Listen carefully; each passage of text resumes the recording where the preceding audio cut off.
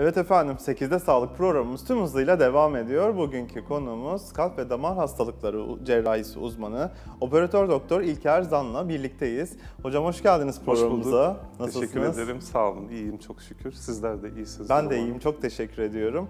Bugün tabii kalp ve damar cerrahisi deyince aklımıza ilk gelen şey varisler. Biz varisleri çok sık görüyoruz. Varisler neden bu kadar çok sık görülüyor? Biraz bahsedebilir misiniz? Tabii varis insanlarda en sık görülen hastalıklardan. Evet. Kadın cinsiyette biraz daha sık görülüyor. Çünkü östrojen hormonu damar duvarını gevşetiyor. Bayanları bu durum kalp krizine karşı korurken daha sık varis görülmesine neden oluyor. Ayrıca günümüzün modern yaşam tarzı, hareketsiz yaşam, çok sık araç kullanmak, fazla yürümememiz, hareket etmememiz varis görülme ihtimalini arttırdı. Ayrıca yanlış beslenme durumu da bunu tetikliyor tabii ki. Evet. Sabit ayakta çalışan meslekler, uzun süreli oturarak hareketsiz çalışan, mesela bilgisayar başında veya şoförlük mesleği gibi mesleklerde de sık görülüyor. Sabit ayakta duran dediğimiz kuaför ve berberler, öğretmenler, hemşireler, yani anlayacağınız çok sık bir insan grubundan bahsediyoruz. Varis günümüzde çok yaygın görülüyor. Bu bazen çok ciddi sağlık sorunlarına yol açarken bazen de kozmetik düzeyde kalıyor. Evet. Tabii geçmişte insanlar işte tarlalarda çalışırlardı. Devamlı bir aktivite halindeydik aslında.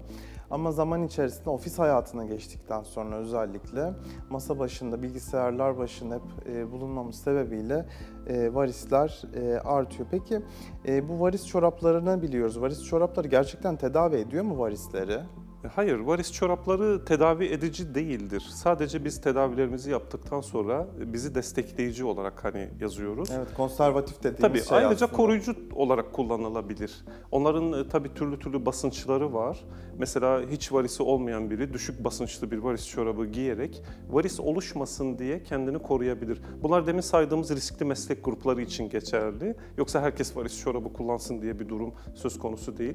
Ayrıca yaptığımız operasyonlardan ya da işlemlerden sonra tedavimizi destekleyici, hastayı komplikasyonlara karşı koruyucu olarak da reçete ediyoruz. Evet.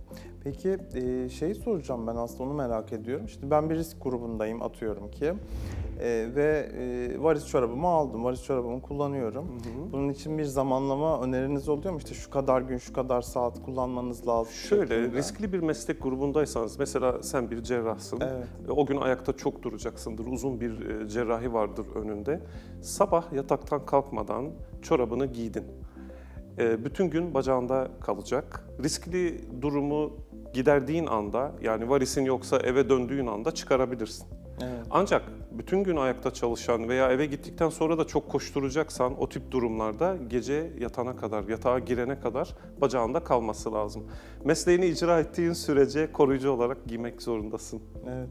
Tabii ortopedik cerrahilerden sonra özellikle biz ortopedik ameliyatlar tabii uzun süreli ameliyatlar ve uzun istirahat süreleri gerektirdiği için mutlaka ortopedi hekimi arkadaşlarımız varisleri olanlara özellikle, hatta varisleri olmayanlara da bu varis çoraplarından öneriyorlar. Biz de operasyonlarımızdan sonra mutlaka öneriyoruz zaten. Orada şöyle bir durum var. Büyük cerrahilerin tamamından sonra, yani ortopedik cerrahiler dediğin gibi veya varisi olan gebeler olabilir.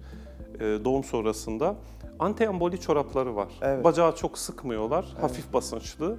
Kullanması daha kolay çoraplardan verilebilir. Ancak hasta yüksek riskliyse, yani öncesinde iç varisi vardır veya dev varisleri vardır, o zaman anti-emboli çorabı değil de bir varis çorabı vererek destekleyebilirsiniz. Evet. Tabii günümüzde biraz alternatif yöntemlerden de bahsedelim istiyorum. Bu sülük, hacamat gibi birçok yöntem var. Artık işte varis kremleri var piyasada biliyorsunuz ki. Bunlarla tedavi gerçekten mümkün mü? Hayır. Neden? Yani şöyle anlatayım. Şimdi varis mekanik bir problem. Evet. Bir damarınız var, esneme özelliğine sahip bir damar ve içinde kapakçıklar var. Mucizevi kapakçıklar. Yer çekimine karşı koyarak kanı tutuyorlar. Bunlar bozulduğunda zaten varis oluşuyor. Çünkü venöz yetmezlik, reflü dediğimiz durumlar oluşuyor. Ve bu venöz yetmezlik sonucu kan aşağıda gölleniyor. Bu aslında sizin kanınız, kirli bir kan değil. Evet. Hani sadece biliyorsun toplar damarlardaki kan oksijenden fakirdir ve rengi daha koyudur. Şimdi bunu suistimal edenler oluyor tabii. Mesela oraya sülük koyarak o kanı emiyor sülük. Bacağı o anda biraz ödemden kurtuluyor ama asıl mekanik problem devam ettiği için kapakçıklar halen bozuk. Hemen o kanın yerine kendi kanından yenisi doluyor. Yani boşuna bir sülük uygulanmış o. Veya hacamatta da aynı şey. Çizerek vakum yapıyorlar. O kanı işte kirli kanını boşalttım diyorlar bir de. O senin kanın, yani vücutta kirli kan diye bir şey yoktur. Öyle bir şey mümkün değil. Zaten hemen enfeksiyon tablosu olurdu. Hani sen de bir hekimsin, bunu anlarsın zaten. Kirli kan diye bir şey yok, onu söyleyeyim. Hacamat ve sülük varisi tedavi etmez. Asıl sorunu çözmedikten sonra varisiniz hemen tekrar eder, ödeminiz hemen tekrar yerine geçer. Varis kremlerinden bahsettin. Varis kremlerinde de şöyle bir durum var. Bazılarında böyle at kestanesi ekstreleri oluyor. Ödem giderici bazı materyaller oluyor. Tabii ki o an rahatlatır seni. Varisteki basıncı düşürür. Varisin sanki küçülmüş veya hatta çok küçükse kaybolmuş gibi görünebilir. Ama aynı nedenden dolayı içerideki kapakçık bozuk olduğu için hemen tekrar çıkar. Kremi bıraktığın anda, çünkü o gerçek bir tedavi değil. Sadece seni rahatlatıcı, semptomatik bir tedavi. Varis çorabı gibi. Evet. Tabii o zaman ekran başındaki seyircilerimize, varisi olan seyircilerimize özellikle mutlaka işte hacamat, sülük gibi alternatif yollardan önce bir kalp damar cerrahisi uzmanına görünmelerini tavsiye ediyoruz. Tabii. Burada araya gireyim. Evet. Hacamatın hani mesela romatizmal hastalıklarda ya da kas hastalıklarında tabii ki rahatlatıcı ve tedavi edici, ağrı giderici tedavileri var, özellikleri var. Ben komple reddetmiyorum o tedavileri. Sadece variste kullanmak doğru değil. Sülük de öyle. Mesela parmak replasmanında ödem oluşuyor. Ameliyattan sonra parmağı tekrar kaybetme riski vardır. Sülük oradaki ödemi alarak parmağınızı kurtarabilir. Evet. Hani faydalı kullanım alanları var tıpta. Evet. Ancak varis tedavisinde kullanılamaz. Evet. Peki hocam siz nasıl tedavi ediyorsunuz? Evet, konu oraya geldi.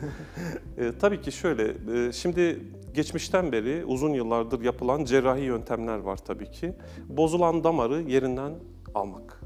Yani mesela en çok safen ven bozulur, kasıktan açılır, ayak bileğinden açılır. Bu damar içinden çelik bir tel geçirilerek, komple çekilerek koparılırdı. Ve varsa ekstra büyük varisler ve işte birer çizik atarak, bazen dikişli, bazen mini flebektomi dediğimiz dikişsiz yöntemlerle alınırdı.